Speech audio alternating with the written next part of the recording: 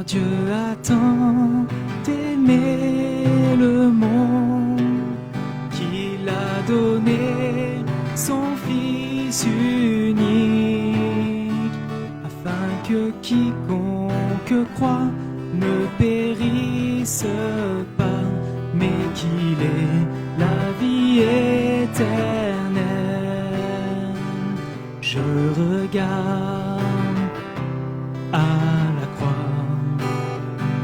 je regarde à Jésus seul, car son amour m'a restauré, son amour m'a libéré, car Dieu a tant aimé le monde, il a donné son Fils unique, afin que quiconque croit ne périsse pas, mais qu'il ait la vie éternelle.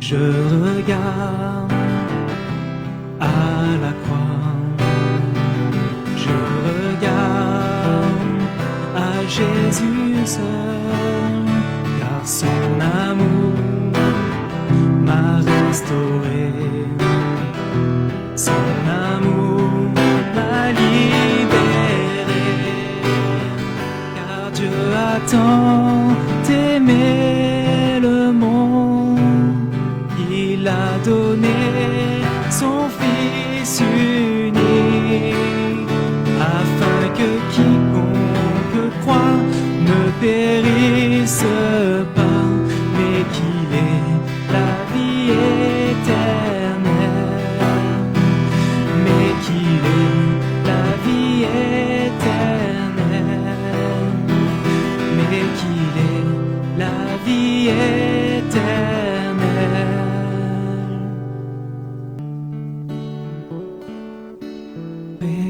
Rédempteur du monde, Jésus-Christ, Fils de Dieu, ta joie et ta paix m'inondent, toi l'agneau venu des cieux. Merci notre Père d'avoir donné Jésus, ton Fils, et d'envoyer ta lumière par le Saint-Esprit. Rédempteur du monde, où nous tu pus crucifier, ton amour, ta grâce abonde, ô glorieux ressuscité. Merci notre Père d'avoir donné Jésus, ton Fils, et d'envoyer ta lumière par le Saint-Esprit. Un jour dans la gloire, je verrai ta face, je vivrai sous ton regard, sauvé par ta grâce. Merci notre Père d'avoir donné Jésus et d'envoyer ta lumière par le Saint-Esprit. Merci notre Père d'avoir donné Jésus, ton Fils, et d'envoyer ta lumière par le Saint-Esprit.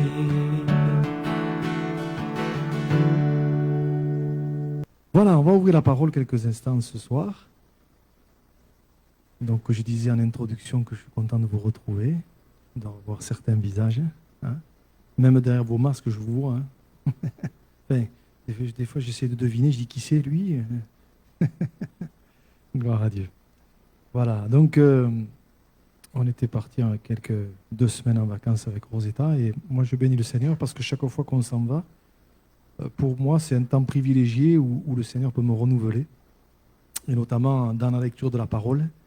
Et ouais, pendant ces vacances, le Seigneur m'a renouvelé.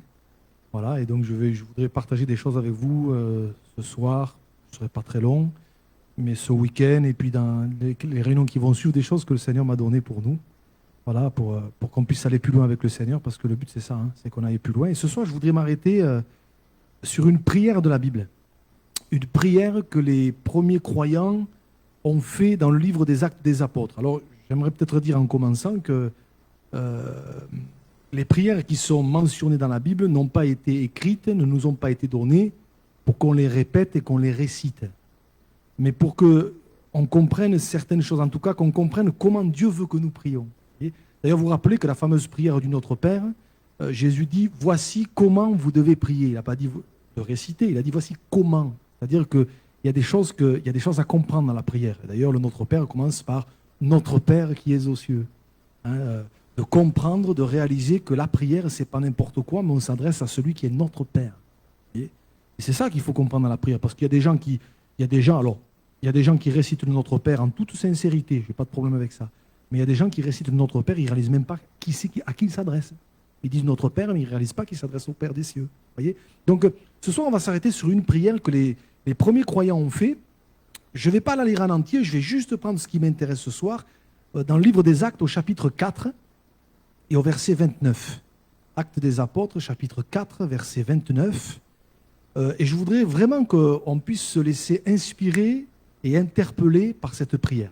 Parce que vous allez voir, des fois on lit des textes, on lit ça vite et peut-être on ne se pose pas forcément les bonnes questions. Alors regardez, Acte 4, verset 29. Donc c'est les croyants, les premiers chrétiens, il y a Pierre et Jean qui sont dedans. Et je vais venir au contexte. Il nous a dit que voilà ce qu'ils vont dire à Dieu. Et maintenant, Seigneur, vois leurs menaces et donne à tes serviteurs d'annoncer ta parole avec une pleine assurance en étendant ta main pour qu'ils se fassent des guérisons, des miracles et des prodiges par le nom de ton Saint-Fils Jésus. Quand ils eurent prié, le lieu où ils étaient assemblés trembla, ils furent tous remplis du Saint-Esprit et ils annonçaient la parole de Dieu avec assurance. Amen. Alors, pour bien comprendre cette prière, il faut la resituer dans son contexte, parce que sinon on ne comprend pas. Le contexte, c'est la guérison du boiteux du temple. Quand vous allez dans Actes chapitre 3, tout ce chapitre, vous avez la guérison de cet homme qui était boiteux, et vous vous rappelez qu'on plaçait tous les jours à la belle porte du temple pour qu'il demande de l'aumône. Et vous vous rappelez que Pierre et Jean sont arrivés, et puis cet homme leur a demandé l'aumône, et Pierre va dire « Je n'ai ni argent ni or, mais ce que j'ai, je te le donne, au nom de Jésus-Christ, lève-toi et marche », et cet homme va être entièrement guéri. Et vous vous rappelez que cet homme, il est tellement heureux, je le comprends, qu'il va rentrer dans le temple, sautant, louant Dieu, tout le monde va le voir, enfin, ça va créer une émulation, ça va créer de l'enthousiasme, ça va créer une ferveur extraordinaire dans le temple ce jour-là. Et vous lirez un petit peu, je n'ai pas le temps de m'y arrêter, les religieux de l'époque vont voir ça d'un très mauvais œil, ils vont mettre la main sur Pierre et Jean et ils vont les jeter en prison. Et on arrive au début de Acte 4, Pierre et Jean vont comparaître devant le Sanhédrin, c'est-à-dire devant les religieux, pour expliquer ce qui s'est passé. Et puis c'est là que Pierre va dire, entre autres, Acte 4, 12, « Il n'y a de salut en aucun autre, car il n'y a sous le ciel aucun autre nom qui ait été donné parmi les hommes par lequel nous devions être sauvés. » Les religieux sont étonnés de voir des gens qu'ils considèrent comme sans instruction avoir une telle assurance. Ils sont interpellés. Et ça va terminer de cette façon, c'est qu'ils vont les menacer en leur interdisant de parler au nom de Jésus. Il va y avoir des menaces. Et je ne l'ai pas donné le verset, mais il est dit que Pierre et Jean leur répondirent « Jugez s'il est juste devant Dieu de vous obéir plutôt qu'à Dieu, car nous ne pouvons pas ne pas parler de ce que nous avons vu et entendu. » Et ils leur firent de nouvelles menaces et ils les ont relâchés. Et donc la Bible nous dit qu'une fois qu'ils ont été relâchés, qu'est-ce que font Pierre et Jean? Ils vont vers les chrétiens, ils vont vers la famille de Dieu, et là, tous ensemble, ils vont se mettre à prier. Et dans la prière, et on arrive à ce qu'on vient de lire, ils vont dire ce qu'on a lu, voient leurs menaces, etc., etc. Et je voudrais qu'on réfléchisse à la prière qu'ils font, parce que c'est très important. Regardez, on va la reprendre, verset 29. « Et maintenant, Seigneur, vois leurs menaces. » Okay. Je vais expliquer un petit peu quelles étaient les menaces. Il leur interdisait de parler du nom de Jésus sous peine de remontrance, et même plus que ça, de prison, etc. Mais ce qui m'interpelle, c'est qu'ils ne vont pas dire au Seigneur dans leur prière, « Seigneur, vois les menaces, elles sont réelles, elles sont là, Seigneur, fais que ça s'arrête. » Ils ne disent pas, « Seigneur, tu vois, on aimerait que ça s'apaise, on aimerait que ça se calme, on aimerait être tranquille, pour pouvoir témoigner tout tranquillement, sans que personne ne nous embête, sans que personne ne nous mette des bâtons dans les roues. Alors Seigneur, fais arrêter les menaces. » C'est absolument pas ça qu'ils demandent au Seigneur. Ils vont dire, et c'est la suite, « Seigneur, tu vois les menaces, donc tu vois le contexte, tu vois la circonstance dans laquelle on évolue. Alors, voilà la prière, et c'est très intéressant. Donne à tes serviteurs d'annoncer ta parole avec une pleine assurance en étendant ta main pour qu'ils se fassent des guérisons, des miracles et des prodiges par le nom de ton saint Fils Jésus. » Autrement dit, ils sont en train de dire au Seigneur, dans ce contexte-là, on ne sait pas s'il va changer ou pas, tu vois les menaces sont là, donne-nous d'être des instruments entre les mains de Dieu. C'est ça qu'ils sont en train de dire au Seigneur. Donne-nous d'être des ambassadeurs pour Christ. Donne-nous d'être le sel de la terre. Donne-nous d'être la lumière du monde. Donne-nous vraiment de refléter Christ. C'est ça qu'ils sont en train de demander. Ils ne sont pas en train de dire, Seigneur, fais arrêter les menaces. Seigneur, fais que ça aille mieux pour nous. Ils sont en train de dire, Seigneur, dans ce contexte-là, aide-nous à être de vrais témoins du Seigneur. Aide-nous à être des vrais croyants, des vrais chrétiens qui témoignent de leur foi. Et en réfléchissant à ça, je n'ai pas pu m'empêcher de faire un parallèle avec nous aujourd'hui. Je crois que, de la même façon, nous sommes aujourd'hui, dans le contexte dans lequel nous sommes, sous une forme de menace. Ce Covid, ce virus, sans en faire une fixation, moi je ne suis pas omnibulé par ça, enfin, sans en faire une fixation, regardez, déjà on ne peut plus être ensemble, on est obligé de faire attention, on est obligé de mettre des masques, on est obligé, pas de problème avec ça, mais c'est comme quand même une menace qui est là, vous voyez, on est obligé de quand même de veiller, il y a des restrictions, etc., etc., et quelque part, plus d'une fois, et je ne vais pas parler des autres, j'ai entendu ici ce genre de prière, Seigneur, fais disparaître ce virus. Alors, je comprends dans le sens dans lequel c'est dit, je le comprends, évidemment, mais j'ai déjà eu l'occasion de le dire, je vais le redire ce soir, déjà, il faut vraiment qu'on réalise que ça fait partie des signes annonciateurs des temps de la fin. Jésus l'a dit, on va l'afficher, Luc chapitre 21, verset 11, en parlant des signes annonciateurs du retour de Jésus, Jésus va dire ceci, il y aura de grands tremblements de terre et en divers lieux des pestes, et je l'ai déjà dit, d'autres traductions disent des épidémies. Des épidémies et des famines, il y aura des phénomènes terribles et de grands signes dans le ciel. Donc ce que nous sommes en train de vivre, ce n'est ni plus ni moins que des choses qui doivent arriver pour que le retour de Jésus, qui commencera par l'enlèvement de l'Église, s'opère. Voyez ? Donc, je ne suis pas convaincu que de dire, Seigneur, fais que ce virus s'arrête, ce soit la bonne prière, si vous me permettez l'expression. Parce que ça doit arriver. Alors, bien sûr, le plus tôt ça va s'arrêter, ça sera le mieux, on est tous d'accord. Je pense que vous comprenez ce que je veux dire, voyez. Mais je crois plutôt que entre guillemets, la bonne prière, si je peux m'exprimer ainsi, la bonne prière, c'est de dire, Seigneur, dans ce contexte-là, dans lequel on est, face à cette menace dans laquelle on se trouve, Seigneur, donne-nous d'être des témoins, donne-nous de refléter Christ, donne-nous d'être la lumière du monde, donne-nous d'être le sel de la terre, et Seigneur, sers-toi de nous. Parce que de toute façon, ce contexte, on y est dedans, comme les disciples étaient dans ce contexte-là, alors Seigneur, en tant qu'à faire, Seigneur, qu'on soit des instruments entre tes mains. Voyez, et je crois quelque part que ça rejoint la prière qu'ont fait les premiers croyants. D'ailleurs, les premiers croyants ont fait cette prière, mais je vais prendre un autre exemple, comme ça vous allez voir que ce n'est pas un cas isolé. Rappelez-vous de l'apôtre Paul. Alors, on va l'afficher. Regardez comment il prie. Éphésiens 6, versets 19 et 20. On va l'afficher. Épître aux Éphésiens, chapitre 6, verset 19 et verset 20.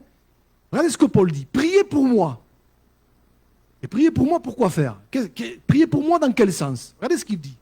Afin qu'il me soit donné, quand j'ouvre la bouche, de faire connaître ardemment et librement le mystère de l'Évangile, pour lequel, notez bien, je suis ambassadeur dans les chaînes et que j'en parle avec assurance comme je dois en parler. Qu'est-ce que ça veut dire? On comprend que là, quand l'apôtre Paul écrit cette épître, cette lettre aux Éphésiens, il est en prison à cause de sa foi. Il le dit, pour lequel je suis ambassadeur dans les chaînes. C'est quoi ça? Ce n'est pas un langage qu'on emploie aujourd'hui. En fait, il est en train d'expliquer qu'à cause de sa foi, à cause de ce que Dieu lui a donné, de son ministère, il est en prison. Et remarquez, quand il dit « priez pour moi », il ne dit pas « priez pour moi pour que je sorte de là ». Il ne dit pas « priez pour moi pour que ça s'arrête ». Il ne dit pas « priez pour moi ». Bien sûr qu'il avait envie que ça s'arrête. D'accord? Mais il ne dit pas « priez pour moi pour que ça s'arrête ». Il dit « priez pour moi afin que dans ce contexte-là, je sois un instrument entre les mains de Dieu ». Vous voyez, ce n'est pas pareil quand même. Ce n'est pas la même chose. Hein. Vous voyez? Et je crois que ça doit nous interpeller. Regardez, vous retrouvez la même chose, ce sera le dernier verset qu'on va mettre, Colossiens chapitre 4, verset 3.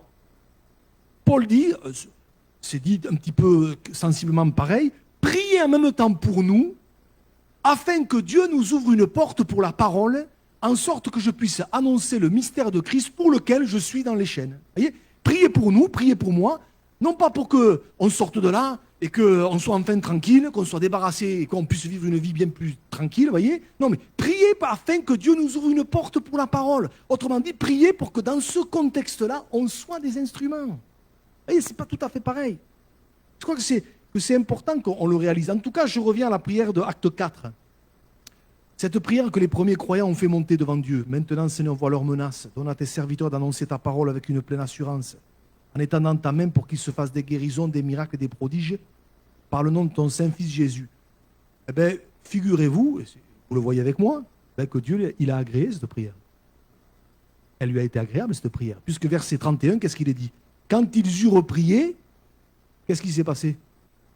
Le lieu où ils étaient assemblés trembla, et ils furent tous remplis du Saint-Esprit, et ils annonçaient la parole de Dieu avec assurance.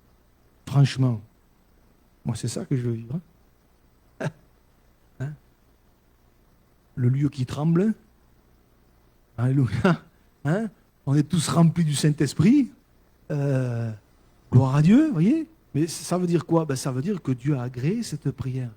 Elle lui a plu, elle a touché son cœur. Comprenez bien que ce n'est pas une histoire de formulation ou de mots employés. C'est une histoire de... Les premiers croyants, ils ont compris quelque part que l'important, ce n'était pas de dire Seigneur, fais qu'on soit plus tranquille, qu'il n'y ait plus de menaces, qu'il n'y ait plus ceci, qu'il n'y ait plus cela, mais Seigneur, donne-nous des instruments. Et quelque part, Dieu a agréé cette prière. Et là, j'aimerais nous dire ceci, c'est que quand même, on est prévenu, on sait que les temps de la fin seront difficiles. On le sait. Je n'ai pas donné le verset, mais Paul dira à Timothée, 2 Timothée chapitre 3, verset 1er, sache que dans les derniers jours, il y aura des temps difficiles. Littéralement, c'est temps difficile, dans le texte original, c'est il y aura des temps furieux. Littéralement, c'est ça. Il y aura des temps furieux. Voyez, car les hommes seront égoïstes, fanfarons, blasphémateurs, etc., etc.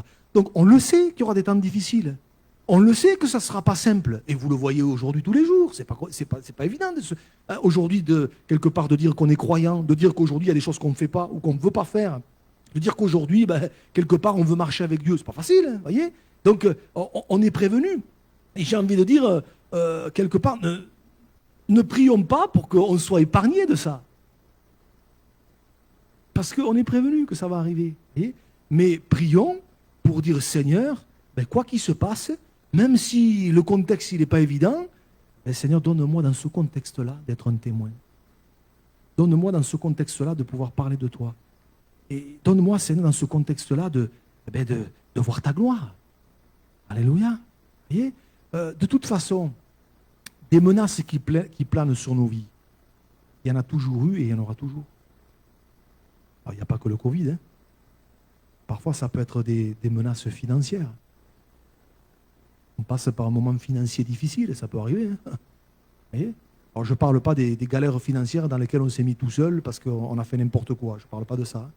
Mais parfois, on peut se retrouver dans une galère financière, une menace. C'est comme une menace. Hein. Quand vous ne savez pas comment vous allez finir le mois, c'est comme une menace qui est là. Et vous êtes là, vous dites comment je vais m'en sortir, comment je vais faire. Hein. Vous voyez, ça peut être menace professionnelle. Hein.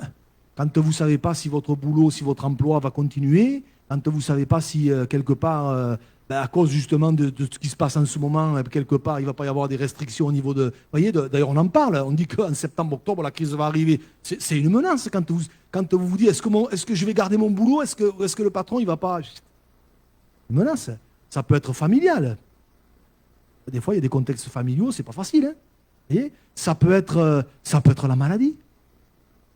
Quand la maladie vient vous frappe, c'est une menace qui est là. Hein. Quand on vous prononce le mot cancer, c'est quoi ça? C'est une menace qui plane sur vous. Vous voyez, quelque part, mais quand je vois la prière des apôtres, j'ai envie de dire, Seigneur, face à toutes ces menaces qui sont là, on n'est pas parano, hein, mais bon, c'est des choses qu'on vit, tout ce que je viens de citer là, ou qu'on peut vivre. Seigneur, donne-nous, comme les premiers croyants, de réaliser ça, de dire, Seigneur, dans ce contexte-là, quoi qu'il se passe, quoi qu'il arrive, donne-moi d'être un instrument de bénédiction. Sers-toi de moi, Seigneur, pour que ta gloire se répande. Alors comprenez-moi bien, hein, je ne suis pas en train de dire que si, par exemple, on est malade, il ne faut pas prier pour que Dieu nous guérisse. Hein. Ce n'est pas ça que je suis en train de dire. Hein. Moi, je crois encore que Dieu guérit les malades. Hein. Je crois encore aujourd'hui que Dieu est capable d'intervenir dans les situations les plus compliquées. D'ailleurs, ce même apôtre Paul dira, faites connaître vos besoins à Dieu. Vous voyez, c'est pas ça que je suis en train de dire. Mais mon but, c'est de nous faire prendre conscience que quelque part, les temps de la fin, et on y est, seront des temps pas simples. L'apôtre Paul l'a dit, sache que dans les derniers jours, il y aura des temps difficiles. Et ça, c'est un texte parmi tant d'autres. Donc, partant de là, Seigneur, quoi qu'il arrive, quoi qu'il se passe, que les choses se passent comme moi, je l'envisagerai, ou qu'elles ne se passent pas comme je l'envisage, Seigneur, donne-nous d'être un serviteur et une servante dont tu vas pouvoir te servir, que tu vas pouvoir utiliser, et au travers duquel tu vas pouvoir manifester ta gloire. Alléluia. Hein, et Dieu a agréé cette prière. Ils furent tous remplis du Saint-Esprit, ils annonçaient la parole de Dieu avec assurance. Il s'est passé des choses extraordinaires. Et moi, j'ai envie de dire, Seigneur, on est dans des temps difficiles, mais Seigneur, sers-toi de nous.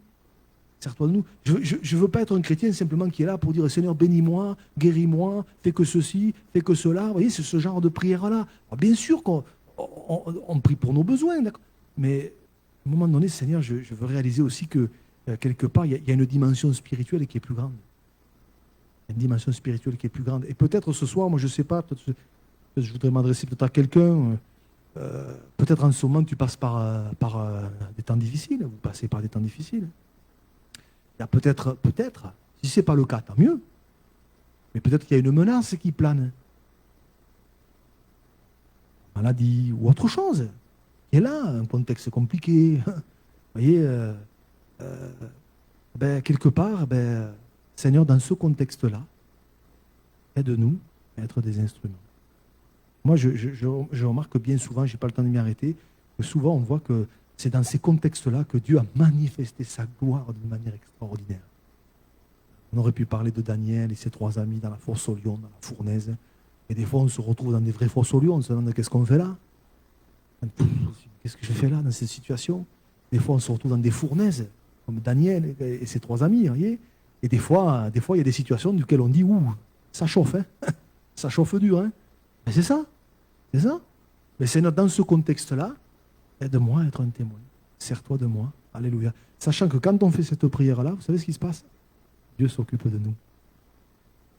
On a tout à gagner. Hein. Dieu s'occupe de nous. Alléluia. Dieu s'occupe de nos besoins. Alors, si tu vis peut-être en ce moment une menace qui est là, quelle qu'elle soit, quel que soit le nom qu'elle porte, hein, bien qu'on puisse dire, Seigneur, je ne comprends pas tout, mais Seigneur, je veux te faire confiance et donne-moi d'être un instrument entre tes mains. Ça s'appelle, et je termine, ça s'appelle finalement prendre de la hauteur spirituelle. Et on a besoin, je m'y mets en premier, on a besoin que Dieu nous aide à prendre de la hauteur spirituelle. Et pas simplement rester terre à terre. Parce que si on reste simplement terre à terre, c'est-à-dire bénis-moi, et fais que ceci, et fais que cela, vous voyez ce genre. Mais on risque d'être vite découragé, on risque peut-être voilà, de se liquéfier spirituellement parlant. Et on a besoin que Dieu nous aide à prendre de la hauteur spirituelle pour voir les choses d'une manière différente. Vous savez, quand on prend de la hauteur, parce que là, qu'est-ce qu'ils font les disciples quand ils disent Seigneur, vois les menaces, donne-nous d'annoncer ta parole, etc., etc. Ils prennent de la hauteur. Vous avez remarqué? Alors, je ne sais pas si vous avez pris souvent l'avion, mais quand vous êtes en bas, vous regardez une maison ou un immeuble, vous faites comme ça. Quand vous êtes un peu plus en hauteur, quand vous êtes dans un avion, quand vous regardez comme ça, vous dites, oh, c'est petit, hein. Finalement, c'est pas si. Ben, prendre de la hauteur spirituelle, c'est ça. C'est nous amener à voir les choses de la manière que Dieu les voit. On a besoin de plus en plus de voir les choses comme Dieu les voit. Oui, il y a des difficultés qui sont là. Oui, il y a des géants qui sont là. Oui, il y a des. C'est pas toujours simple. Mais Seigneur, je veux savoir prendre de la hauteur pour être un instrument entre tes mains et pour que tu puisses manifester ta gloire. Alors on va prier, on va s'attendre au Seigneur. Mais j'ai envie de nous dire que la prière des premiers chrétiens puisse peut-être nous faire réfléchir et nous inspirer quant à notre manière de prier. Seigneur, oui, tu sais que j'ai besoin de telle ou telle chose. Tu sais que quelqu'un qui est malade, il va dire, tu sais, Seigneur, que j'aurais besoin que tu interviennes. Mais bien sûr que le Seigneur le sait, ça. Ça ne veut pas dire qu'il ne faut pas lui demander. Mais Seigneur, dans cette situation-là, donne-moi d'être un instrument. Donne-moi d'être un instrument. Sers-toi de moi. Hein.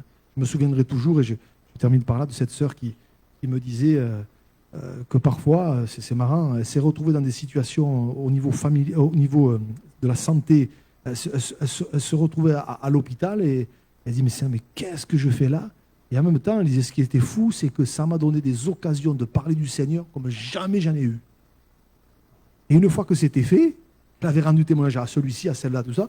Bon, c'est bon, vous pouvez sortir. Et ça y est arrivé plein de fois.